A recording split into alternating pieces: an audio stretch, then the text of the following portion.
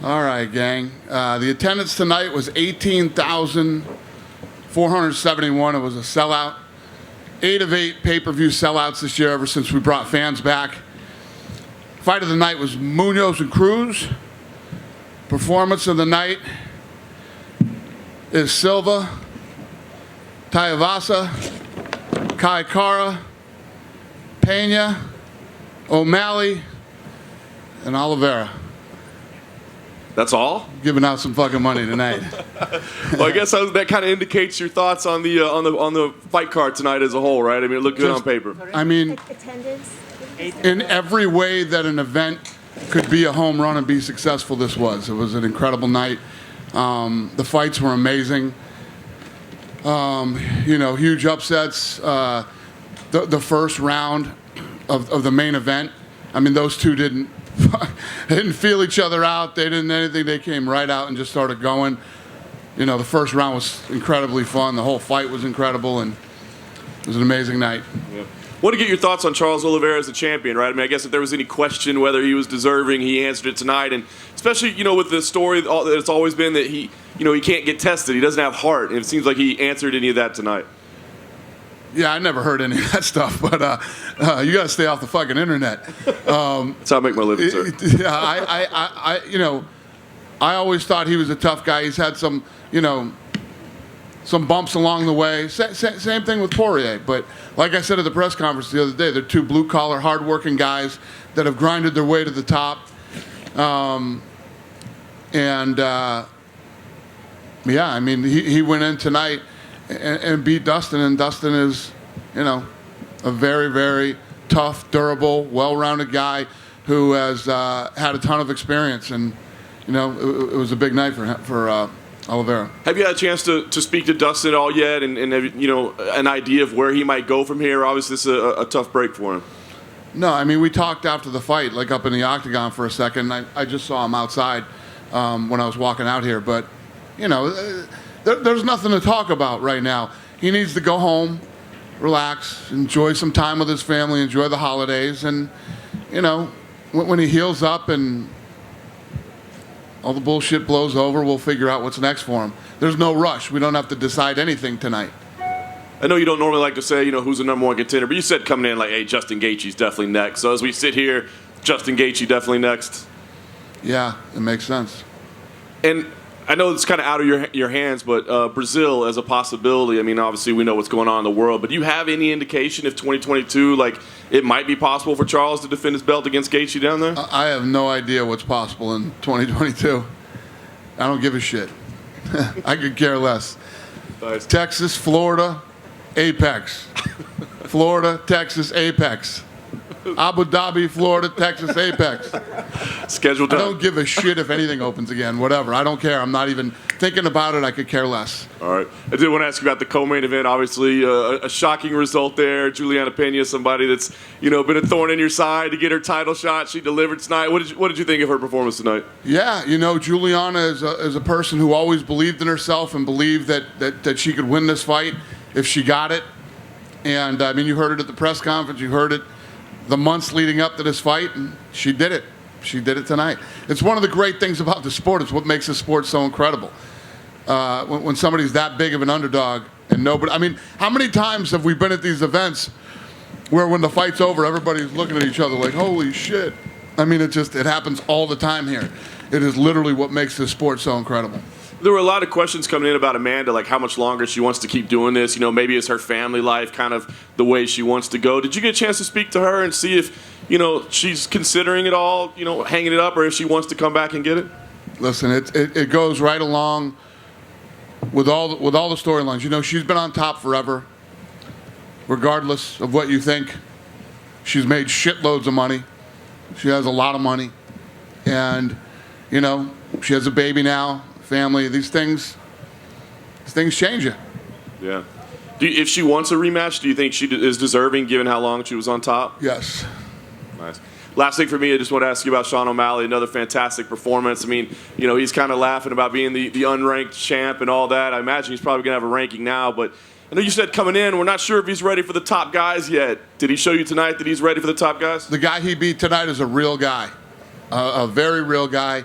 He did it in spectacular fashion. You know, and I know, you know, when you talk to him, two things: he wants to get paid, and he wants to fight higher, higher level competition. It's like we're gonna have to pay him, get him some fights. Yeah. Dana in the middle over here. Just want to get your thoughts on Dominic Cruz's performance. You know, had a rough first round there, almost got knocked out, but came back and looked great. What'd you think? Yeah, I agree. He won fight of the night tonight. Yeah, you know, Dominic Cruz still has it, man. It's impressive. And earlier in the night, Aaron Blanchfield had a dominant win against Miranda Maverick. You know, young star in the making, it looks like. What'd you make of her performance? Yeah, listen, anybody you ask me about on this card tonight, tonight's card was amazing. It was an incredible night of fights. You know, it was huge. Pay-per-view was huge. The gate was $8 million. The biggest non-Conor McGregor gate ever at T-Mobile. And Kayla Harrison was in the crowd. Does Amanda Nunes losing, does that kind of change anything in terms of bringing her in? Yeah, these are those things, man. For like a Kayla Harrison, the Amanda Nunes fight was huge. I mean, if they would have faced off, it would have been a massive, you know, mega $1 million fight. I know the dipshit there. What's his name? The dipshit that thinks he knows about this business. Darren Ravel, yeah. Dipshit Darren Ravel said that Amanda Nunes, you know, we were screwed. She could never be a star and all these other things. Let me tell you what, if Amanda Nunes had won tonight, the Kayla Harrison fight would be one of the biggest fights that you would have ever seen, you know? Stay out of our business, dipshit. You know nothing. I just want to get a little update on somebody else in the bantamweight division, but Jermaine Durandamy was recently taken out of the rankings. She's still on the roster, right? Yeah. I mean, I don't feel like it's my place to say why. We'll leave that up to her. Somebody can ask her why she's out of the rankings and what she's going to do. All right. Thanks, Dana. It's not my place. It's hers. It's personal stuff. It's not professional. Dana, just to ask you, Adesanya put a tweet out in response to UFC saying that the fight was on with Whitaker. He put a cap out, you know, meaning a lie. So he said what? He put a icon of a cap, you know, an avatar like a cap, meaning a lie. He said it was a lie. It means you're lying in the millennial war. Right. I had to ask somebody what it meant. I'm confused. Adesanya basically said the fight's not on. He's saying the fight is not on with Whitaker. Oh, okay. Is it? Hey, Hunter, do we have a signed deal with Adesanya for Whitaker? He's still under contract. We're working on the new deal. He's under contract. No, No. Hunter. Do we have a signed contract for him to fight Whitaker? He signed a contract. Adesanya signed it?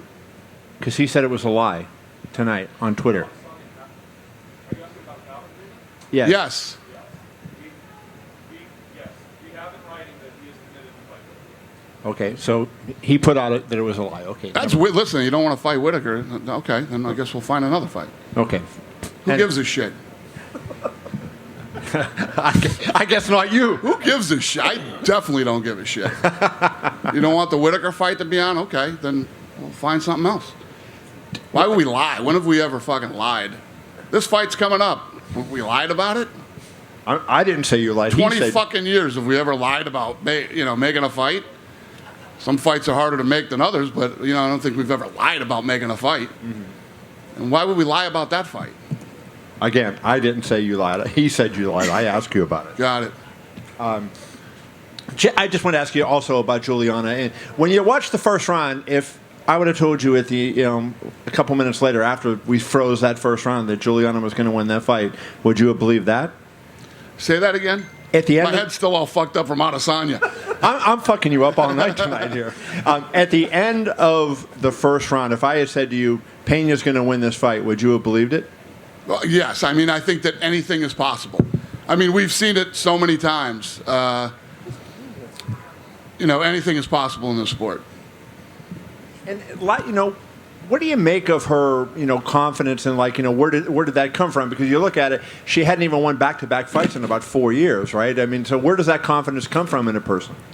I had my kids in some jiu-jitsu tournament when they were little, and the first time that I ever met Julianna Pena, she walked up to me, and introduced herself and told me who she was. And she said, I'm going to fight for you someday, and I'm going to be a world champion when I met her. So she's always been like that, you know, and yeah, she did it, man. She did it in spectacular fashion. Dana, what do you do with Cody Garbrandt now? He drops to flyweight, hoping to find some new life, and then he gets another brutal first-round knockout loss. What do I think about it? What do you do with Cody moving forward now? I don't know. That's a good question. You know, you move down a weight class and get knocked out down a weight class. Yeah, it's a rough one. And finally, you know, and he's been clipped a few times now, and you start, you know. and Kai was in here, said, I'm not going to fight again until it's for a title shot. He's calling for the winner of Brandon Moreno and Figueiredo. Who said that? Kai, the guy, Kai Car-France. He's not fighting again until he gets a title shot? That's what he says. Okay. Hey, Dana, right here. I want to touch back on Kayla Harrison. Notably, she was shouted out on the broadcast. You are talking very glowingly. When we spoke to her at MMA Awards, she said she's still a free agent. Would you say that might be changing soon? That she's a free agent? Yeah. Is the UFC, is the way you're talking and shouting her out, is the UFC making a more serious play to sign Kayla Harrison? Yeah. I mean, I said it last week that we were talking, and then she said it this week that we were talking. We're talking. I want to ask about the prelims with Jillian Robertson. Priscilla Cachoeira it looked like she gouged her eye when she was trying to get out of the rear naked choke. Ioli told me that. I didn't know. I didn't see it. Saw a picture, but I got it all from Ioli. I didn't see that. So no decision will be made until you guys review that internally? I haven't seen it yet. I don't know anything about it, except for what Kevin told me. Just want to touch on real quick. You're obviously going to Anaheim next month. The UFC does have the Crypto.com sponsorship. Staples Center, Los Angeles. I'm going to just say my city. You know, is the UFC planning to come to LA specifically soon?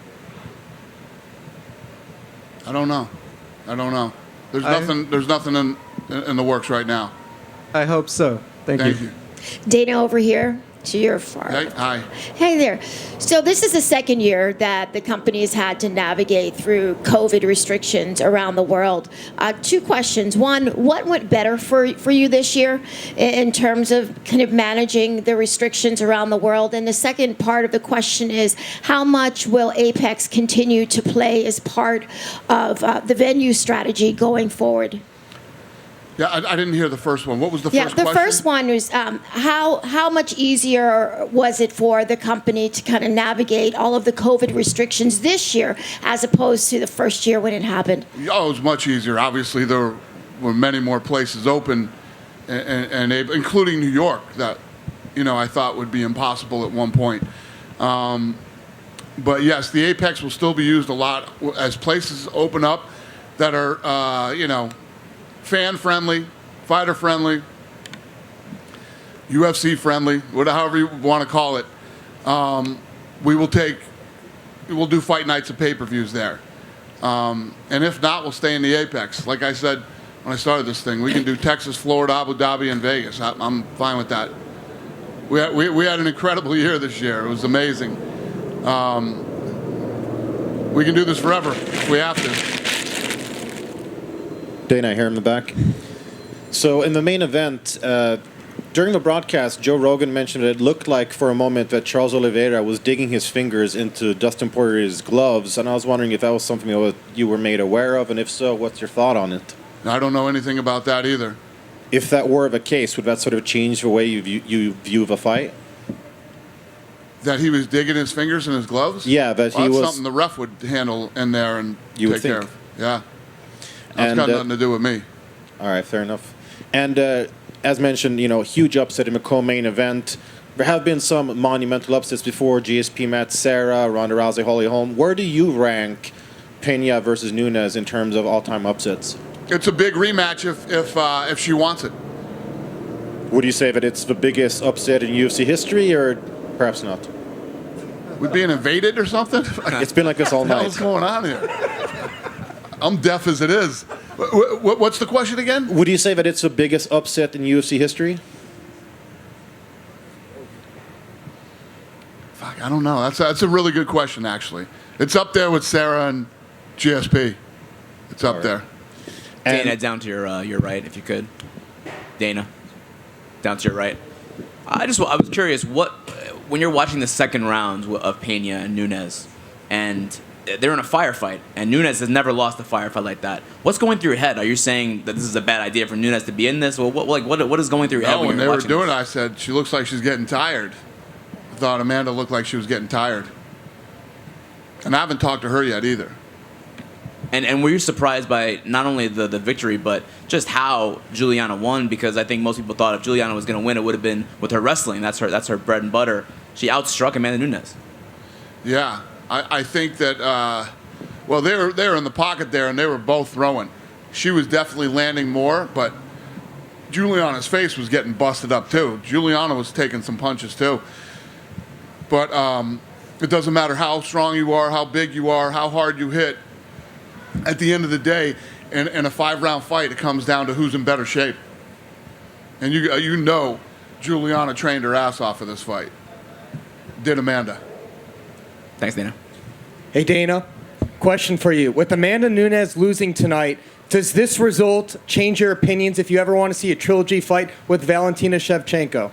I wasn't loving that thing anyway going into this fight. So that was never really in my plans. Lastly, I heard that Michael Chiesa got in some sort of scuffle. Is there any truth to that during that fight? No. He did not get in a fight. How do I say this without embarrassing this guy? He had a little bit too much to drink this evening.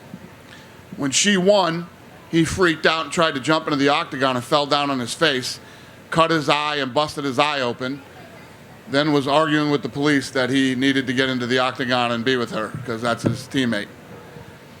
They dragged him out, got him outside, and we calmed him down in the back, and I went back and talked to him for a minute, and we're all good. Good? Dana, down here to your right. Yep, go ahead. How would you assess 2021? Because obviously you've had to navigate through the whole COVID situation and whatever. How would you assess 2021 in general? It was the best year we've ever had. It was the best year we've ever had. We smashed. I mean, we smashed the pay-per-view record. 8 for 8 sellouts. All those shows that had fans. We broke the all-time pay-per-view record this year for most pay-per-view buys, and tonight we smashed it. I mean, we didn't just break the record; we smashed the record tonight. Incredible fights this year. I don't know. I don't know what else to say. It was an awesome year, incredible year. And if you could pick a highlight of the year, what would it be? My highlight for the year. That's a tough one. I don't know. Right here, right now, I don't know the answer to that. There was so many things that happened. Good stuff. All good stuff this year. No real negativity, no bad shit. We kicked 2020's ass, and then we rolled right into 2021 and did the same. You know? And, yeah, it's been awesome. Cool? You guys done with me? Thanks for everything this year, you guys. I appreciate it. I hope you guys all have a happy holiday.